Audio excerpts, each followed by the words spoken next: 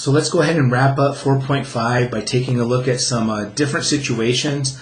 Essentially what's different compared to the other examples that we have is that we're not set, one side's not 0. So very, very easy to fix, so we can continue to use what we're learning in 4.5 material. So if we add 12 to both sides, we're effectively, right, solving the inequality. When does x squared plus 7x plus 12, when's that less than 0? And so we begin that journey by figuring out when are we equal to 0. Again, this factors out real nicely. And so we have two values, right? -4 and -3. Graphically, our a is equal to 1, so that's greater than 0, so that means we're opening upwards. So just putting this all together, right? -3, -4, right? We're equal to 0, and since I'm not allowed to be equal, right, we're going to have open circles at those locations.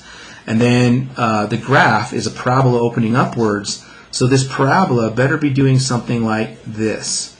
And so we can see that we're above, and we're below. So when are we below -12? When are we satisfying the less than part, or less than 0?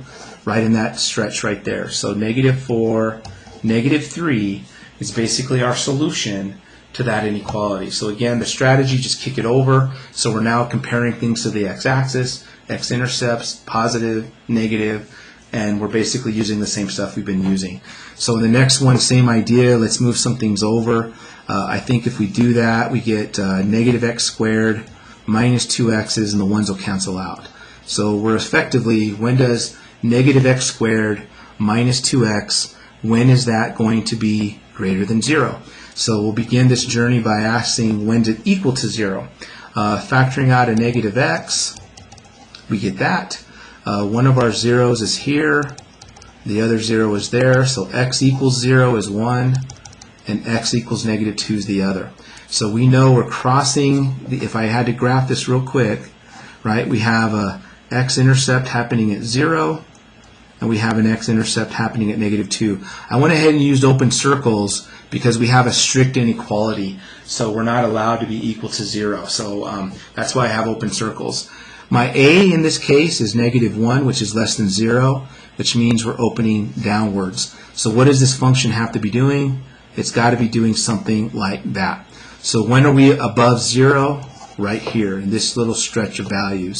So it looks like from -2 to 0 is our solution for that particular inequality. That's when this guy will be above that guy, or when this graph is above the x-axis. All right, so again, pretty easy. We're just combining what I know about my behavior up or down and my intercepts to pretty much get what has to happen. So still kind of using some visualization, but with some algebra behind it. So the next one, we've got 3x squared minus 6x plus 4. When is that greater than or equal to 0?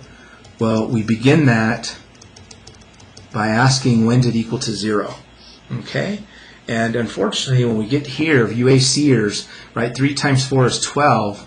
So we're looking for two numbers that multiply up to 12, but at the same time add up to -6. And we can't find that. So this doesn't factor at all. So how do we solve this? Well, maybe the best way to do this is our quadratic formula, or if you're sadistic, I guess you can use completing the square. But I'll go ahead and use the formula. So we get -6 plus or minus, we get -6 squared minus 4 times an a times a c all over 2 times 3. So if we clean this up, we get 6 plus or minus, this is 36, minus, that's actually a 48, I believe. And we can see we already have some problems, right? Because we have a -12 over 6. And I'm going to stop here because these are not real, right? These are basically complex numbers. So this means that there are no, let me come down here, right? This means that there are no x-intercepts. So what this tells us is this graph is basically all above, right? So here's my x-axis, either all above the x-axis or it's all below the x-axis. All right, and so what we have to do then, right, is figure out, what are we doing here? Well, our a is equal to 3, which is greater than 0, so that means we're above. All right, and so it has to basically be something like this, because if it was opening below the x-axis, right, you know, we'd have other options. But perhaps, just to make totally clear, why don't we go ahead and find the vertex, right? But I'm pretty sure it's this one, because if the vertex was down here and I was opening up, that means I would have a couple of x-intercepts, but we know we don't. So that almost kind of rules that we have to have it here. But just in case we haven't practiced this yet, if we found the vertex in this case, right, my h is negative 6. Let me write that. Negative 6 all over 2 times a. So h is occurring at 6 over 6. It's occurring at 1. Where's my k? Well, we have to find f of 1. And so in this case, we get 3, 1 squared, minus 6 times 1 plus 4. That's basically 7 minus 6 is 1. So if we were totally to graph this, my vertex is 1, 1, and I'm opening up. So we definitely see that this graph is always sitting above the x-axis. So this one, the solution, is all real numbers. Negative infinity to infinity, because the entire graph is always sitting above the x-axis. It's always greater than 0. All right, so that one was a little tough.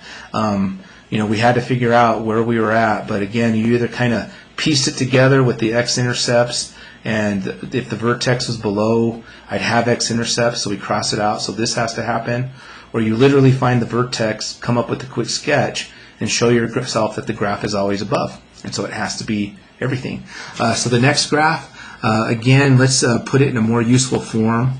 So this is negative 2x squared minus 2x less than or equal to 3, which is negative 2x squared minus 2x, that should be a plus, less than or equal to 0. Alrighty? And so for this one, again, our AC is 6. Two things that multiply up to 6 but add up to 2, they don't exist. So we're probably going to have to use the quadratic formula again to figure out where this is all occurring.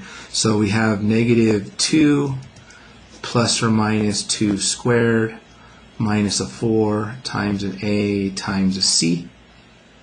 And we get all over 2 times negative 2. So we get negative 2 plus or minus 2 squared is 4. A negative and a negative and a negative, right, is going to be a minus, and we have 8 times 3 is 24 all over negative 4. So x is negative 2 plus or minus the square root of negative 20 all over negative 4. And again, I'm going to stop. This means we have no real solutions, so there are no x-intercepts. Okay? And so graph is never crossing the x-axis.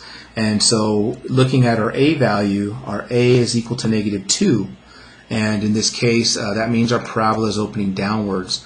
So if, let me put it in red, if our vertex was above the x-axis and I'm coming down, that means I actually would be crossing the x-axis and I'd see x-intercepts. But we don't have any. So that basically means, by process of elimination, my vertex actually has to be below the x-axis and we're constantly downwards. So again, we are constantly below the x-axis, so this would also have all real solutions. We're always above it.